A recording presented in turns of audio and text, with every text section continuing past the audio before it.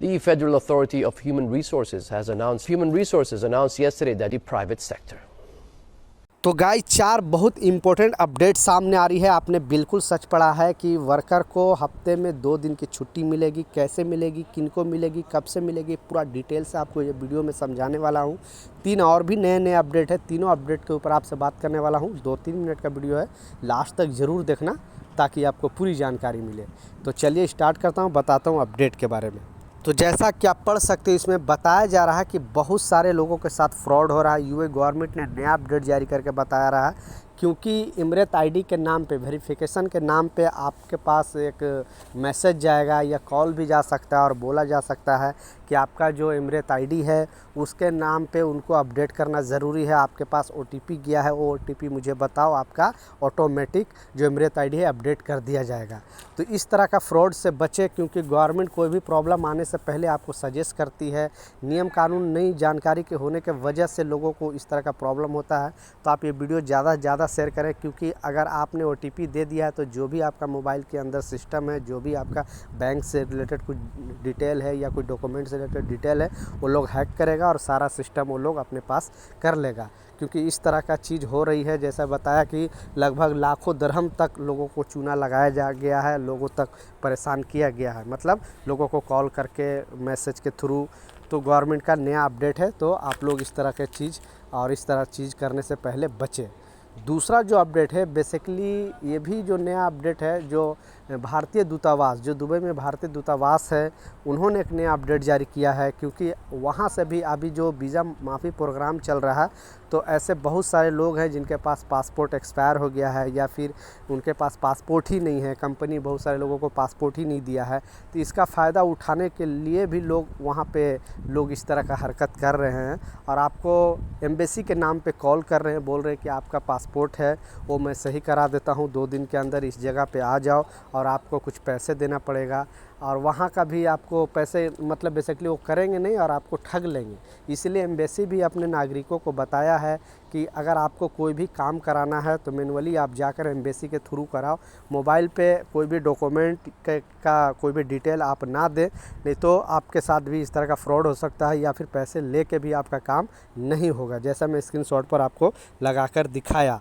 तो ये सब चीज़ करने से पहले गवर्नमेंट, जैसा बार बार मैं बताता हूँ कि वहाँ पे भारतीय एम्बेसी, पाकिस्तान का एम्बेसी, हर कंट्री का एम्बेसी होता है, तो अपने नागरिकों को सुरक्षा के लिए उन लोग को रखा जाता है। कोई भी न्यूज़, कोई भी डिटेल आता है तो अपने नागरिकों के साथ शेयर किया जाता है।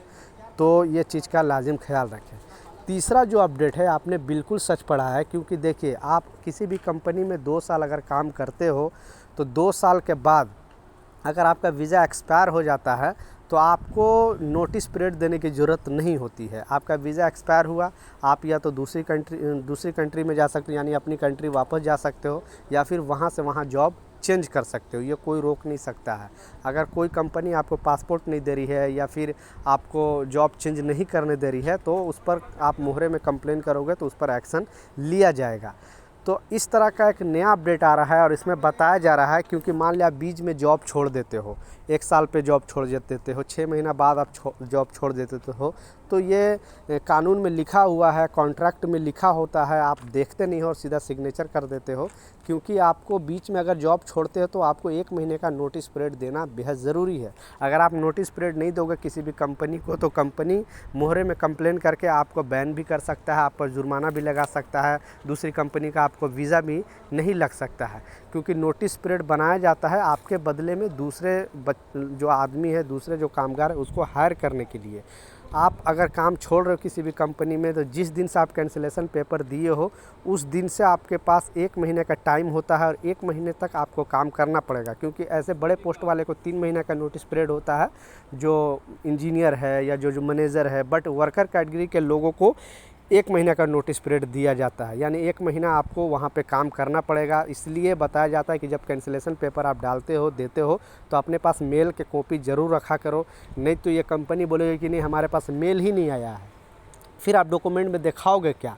तो इस बीच में जब 1 महीना आपको छुट्टी, 1 महीना नोटिस पीरियड आप करोगे, तो गवर्नमेंट की तरफ से अपडेट आया और इसमें बताया गया है कि आप हफ्ते में 2 दिन छुट्टी ले सकते हो। एक दिन जो आपको हफ्ते में संडे को जो छुट्टी मिलता है, दूसरा जो छुट्टी है बीच में आप एक ले सकते हो, कंपनी आप पर कुछ एक्शन नहीं लेगी। और उसका जो इंटरव्यू के नाम पे, क्योंकि आप दूसरी कंपनी चेंज कर रहे हो तो इंटरव्यू के नाम पे आप एक दिन का और यानी वीक में 2 दिन का छुट्टी आप ले सकते हो सिर्फ नोटिस पीरियड में। तो आपको यह जानकारी था कि नहीं, नीचे कमेंट सेक्शन में ज़रूर बताना, क्योंकि जैसे ही मुझे न्यूज़ पता चला, क्योंकि बहुत सारे कंपनी क्या करेगी कि नहीं आपको छुट्टी नहीं देगी, क्यों इंटरव्यू दोगे फिर आपको जॉब लग जाएगा, तो वो नहीं चाहती है कोई भी कंपनी कि आपको जॉब लगे। इसलिए गवर्नमेंट ने अपडेट जारी करके बताया है कि आपको एक हफ्ते में 2 छुट्टी मिल सकता है। एक तो जो गवर्नमेंट देती है वो छुट्टी, दूसरा अपने मर्जी से इंटरव्यू के नाम पे एक छुट्टी आप कर सकते हो, यानी 1 महीने में टोटल 8 छुट्टी आपको मिल सकता है। तो आपकी कंपनी कैसी आपके साथ व्यवहार करती है नीचे कमेंट सेक्शन में ज़रूर बताना। कुछ सवाल है, कुछ कन्फ्यूजन है, वो भी बताओ। मिलता हूँ नए अपडेट के साथ, नई जानकारी के साथ। जब तक जय हिंद।